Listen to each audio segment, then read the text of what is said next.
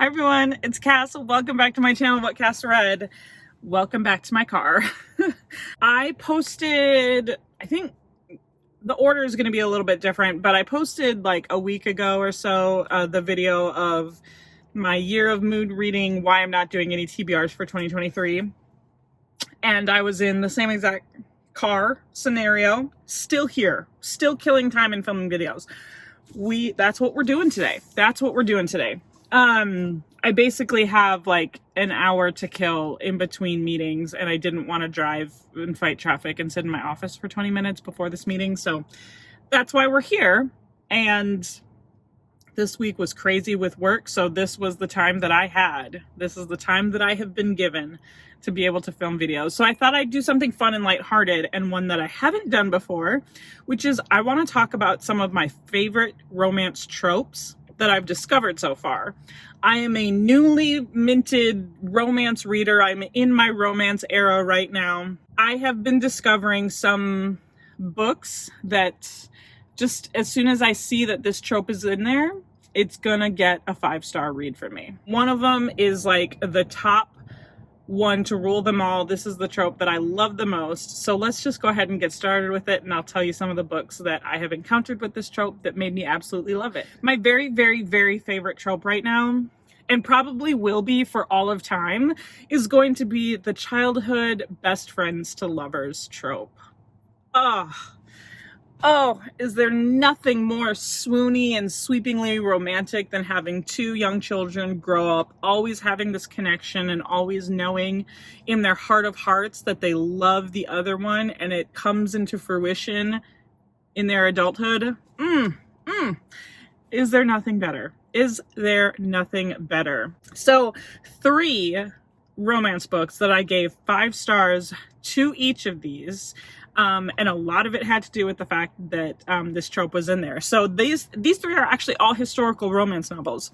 So the first one that I absolutely have to gush about, let's create a little space on the side of the screen, and so that way I can post the book. Book number 1 of the Victorian Rebels series. This is the book that made me fall in love with that series, and like I said, a lot of it had to do with childhood best friends to lovers. So the book itself is or I guess the series itself follows these main heroes, these main characters that have grown up under like kind of not dubious, but they're growing up in the seedier parts of life, and as adults they've had to make something of themselves. They're all self-made men. They've had to make something of themselves and kind of pick themselves up from the meager beginnings that they were given. Our hero and heroine in this book, they have this connection because they're both orphaned, and they constantly are like sneaking away to visit with each other and explore different things. That's like one of the best things I love about this trope, is like they're constantly like sneaking away to go be best friends and to play and all the things, and then it always like builds into something more. So they're separated for a long time. That's one of the other great things about this trope, is it usually involves some type of separation. They're separated for a long time, and I don't want to give away too many specifics, but they're separated for a long time, and when we find them again, that's when we find our hero has become this like notorious, he's not even like a rake, he's a notorious criminal. And our heroine, she finds herself working for Scotland Yard just as like an assistant to the detective. She herself is not a detective. And it often involves like reconnection and a discovery of the fact that they are who they say they are. I love it. There's usually some type of moment where they're like, it clicks for them that, oh my gosh, you're my childhood best friend. Oh, I just love those moments. So if you are into that, I highly recommend The Highwaymen by I highly recommend The Highwaymen, written by Kerrigan Byrne. The next book that I want to talk about for this trope is one that I think a lot of people will have read by this point, but if you haven't, oh boy, Again the Magic, written by Lisa Kleypas. I still have to talk about this, like film this in a wrap up. So you've probably already seen my thoughts if I'm going to post these in the order that I'm thinking about posting them. Again, The Magic by Lisa Kleypas. This should have been the very first Lisa Kleypas book that I had read, and I'm sorry that it wasn't, because this one was phenomenal, 5 stars, and because it starts off with childhood best friends to lovers. Now, I think because I primarily had read fantasy books before this point and had always been a primarily fantasy reader, one of my favorite fantasy tropes is when you have like a princess and her guard, and there's a love connection there. That's also kind of the vibe that, again, The Magic gives. Our heroine, she is, I don't have any of these books in front of me, otherwise I'd be saying their names. I'm so sorry. That's why we film in the car sometimes. I just don't have the time. Okay, so our heroine, she is one of the young ladies of this like wealthy household. Her father is an earl, and they have this wonderful estate, and that estate, Stony Cross Park, takes place as like a main setting in this Lisa Kleypas series called The Wallflowers. This book is separate from The Wallflowers, and this is the love story of one of the young ladies, I think it's Lady Alina, and then one of the stable boys. Is that not like different classes, childhood best friends? Again, they're sneaking off to be together and play because she's a proper lady and he is the stable boy. He is also an orphan. He comes from nothing. Oh, it sets you up perfectly for those kinds of things. So once again, this particular book like follows their love story. There's a bit of it's not a betrayal, but our heroine has to send the stable boy away. Basically, she's trying to do it in a way that's going to set him up for a better position in life, because her father is catching on to the fact that something more might be happening between these two, rather than just being like 2 young kids that are playing on the estate. So he wants him gone, and she's trying to send him away without any heartbreak, but the way in which she does send him away does cause him to completely hate her, and he goes off, runs away to America, makes something of himself, and when he comes back to the estate, he is no longer a man in service. He is someone who has made something of himself in America. He now has money, and he's not coming back to the estate to win her over. He is coming back to the estate to ruin her life.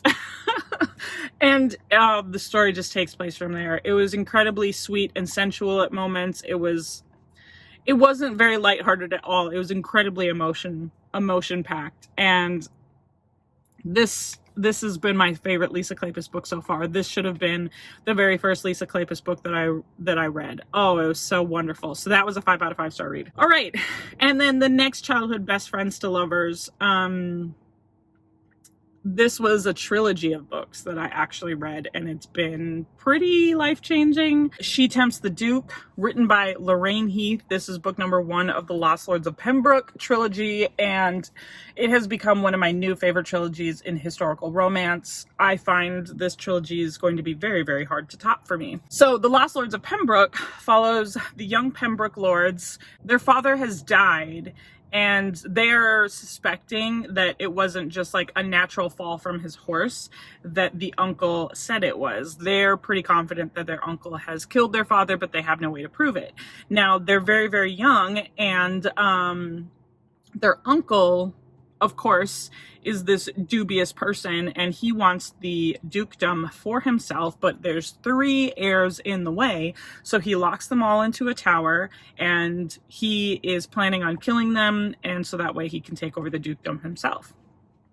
Well, we've got Sebastian, Tristan, and Rafe. This is super fresh in my mind because I just finished this trilogy. Sebastian is the oldest, and he is set to inherit the dukedom, if all goes according to plan, right?